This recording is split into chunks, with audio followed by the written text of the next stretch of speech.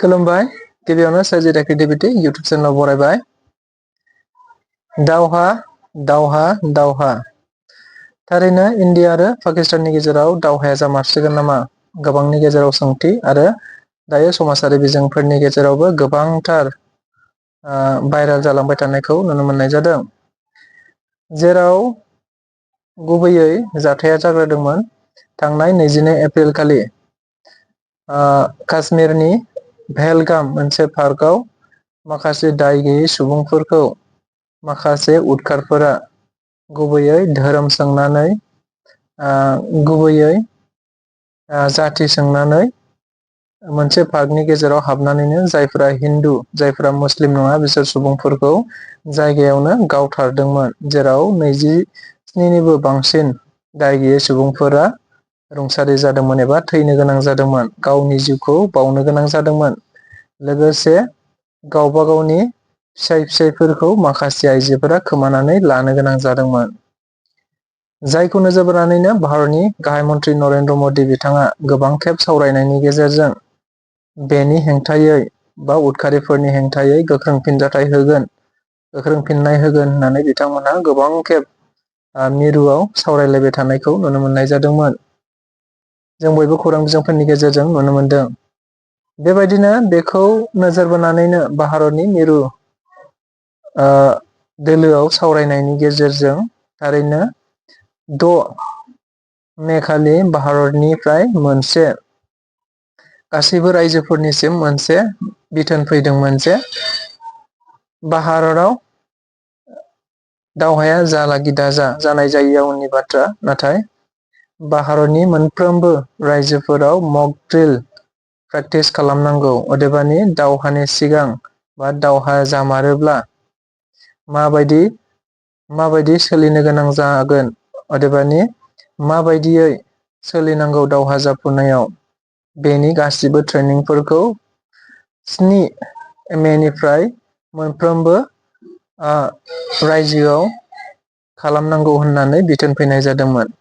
बेनि मिथिनो मोननाय बायदिब्ला बेनि 7 मे एबा दहाय थांनाय हरनि 1:05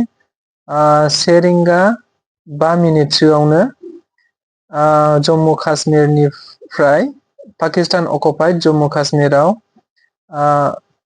उदखारिफोरनि माखासे थाग्रा थावनिफोरखौ भारतनि रौनिया हान्जाफोरा गुबैयै राफेलनि गेजेरजों मोन 9था उग्रपन्थिफोरनि बा उदखारिफोरनि थाग्रा जायगाफोरखौ गावख्रुबजोबनाय जायो होनना खौरां बिजोंफोरनि गेजेरजों मिथिनो मोनदों।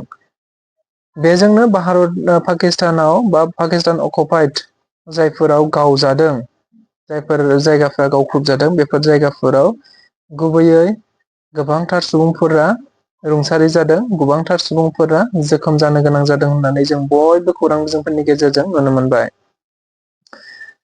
गुबुन मोनसेया जाहैदों दिनैबो बेलासिनि 4 रिंगायाव क'क्राझार रेलवे स्टेशनाव मोनसे दावराव जादों होननानै जों बयबो खौरां बिजोंफोरनि गेजेरजों नुनो मोनदों, बा गोबांथार सुबुंफोरा माखासे जाथाय समाजारि बिजोंफोरनि गेजेरजों बयबो शेयार खालामबाय थानायखौ नुनो मोननाय जादों।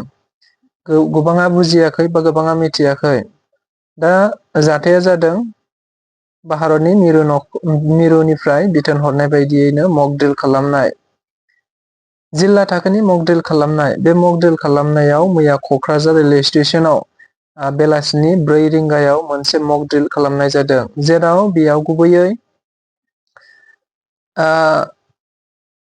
एर'प्लेनाव जुदि स्ट्राइक जायोब्ला, एर'प्लेनाव बा जुदि ओनसोलाव बमानो गोग्लैफैयोब्ला बा थारैनो दावहाया जामारोब्ला बै जाथाय जानाय जाब्रबथाय जाथाय जानायनिफ्राय जोखोम जानाय सुबुंफोरखौ बा रुंसारि जानाय सुबुंफोरखौ माबोरै लांनांगौ, माबोरै लांनाङा, इमारजेन्सियाव मा खालामनांगौ, मा खालामनाङा, अर खामनायखौ बोरै खोमोरनांगौ, खोमोरनाङा, बेफोरनि गासिबो जाथायफोरखौ बेयाव दिन्थिनाय जादों। थारैनो क'क्राझार स्टेशनाव फैनानै गुबुनानो मोनथिस्लाबाखै आरो गुबुनानो गोबां बाथ्राफोरखौ मोनथिस्लाबाखै, जायनि थाखाय गोबाङा गोबां बायदिसिना रावफोरनि गेजेरजों सोंथि सोंदों। लोगोसे गोबाङानो बे जाथायनि सोमोन्दै मिथियाखैब्लाबो शेयार खालामदों आरो समाजारि बिजोंफोरनि गेजेरजों गोबांथार भाइराल जालांनायखौ जों बयबो नुनो मोननाय जादों। थारैनो बे जिल्ला थाखोनि मोनसे मक ड्रिल टेस्ट प्रेक्टिस, अदेबानि बियो मोनसे एवारनेस। जाथाया जामारोब्ला माबोरै खालामगोन, बोरै खालामनांगौ, बोरै खालामनाङा, बेनिनो मोनसे प्रेक्टिस खालामनाय जादों। बेयाव हयथ'बा सिगाङाव मिथिहोनाय जादोंब्लाबो नाथाय स्पटआव जायफोरा मिथियाखै बिसोरो आसरित जादों। बेखौ गुबैयै मैया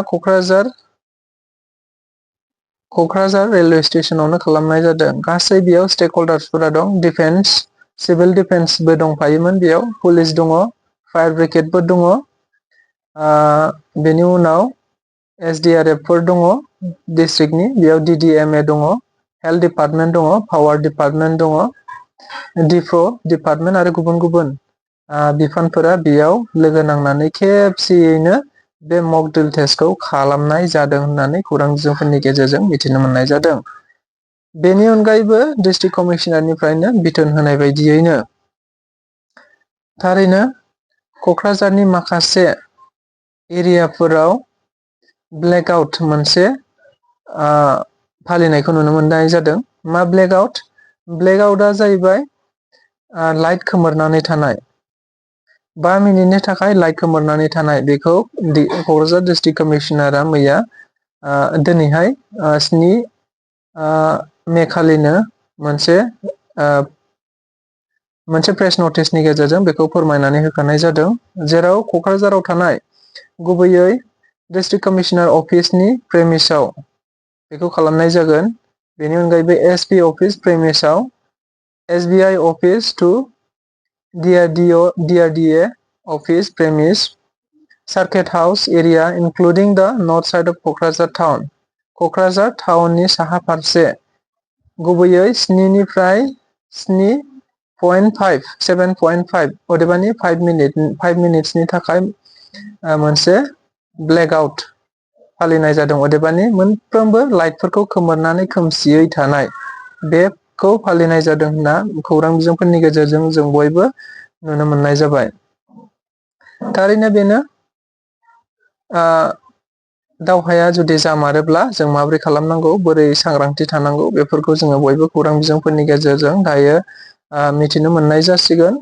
जेनेबा दावहाया जामारोब्ला, अदेबानि बमानो खाथियाव गोलैफैमारोब्ला, हठाৎ जाब्रबथायफ्रा जामारोब्ला जों माबोरैहाय गावखौ रैखा खालामनानै बबे जायगायाव माबोरै थानांगौ, बेफोर गासिबो बाथ्राफोरखौ जोङो बयबो मोनथिजोबसिगोन दिनैनिफ्राय लानानै स्पेसियेलि। दिनै मा जामारदों नोंथांमोनहा बेखिनिखौनो मिथिबाय। क'क्राझाराव बे दायो बयबो गोमोहाबनाया बा बयबो जुदि गोनो गोथो जानाया बेखिनियानो। बेयो मोनसे डिस्ट्रिक्ट लेभेल मक टेस्ट, मक प्रेक्टिस। बेखौ गुबैयै डिस्ट्रिक्ट कमिशनारानो मोनसे प्रेस नटिसनि गेजेरजों फोरमायनानै होखादों। गोजोन्थों।